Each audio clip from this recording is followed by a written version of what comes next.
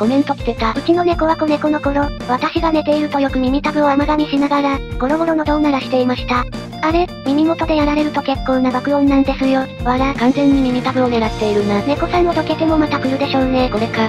これで解決だ。うさの、猫好きだと。あの法律事務所の動画みたいですね。オマージュだ。でもこのコメントって、そうだ、猫さん自慢だ。あと子猫だった頃を回想している幸せコメントだな。羨ましいですね。幸せ家族。コメントがあった動画はこちらです。チャンネル登録してみてください。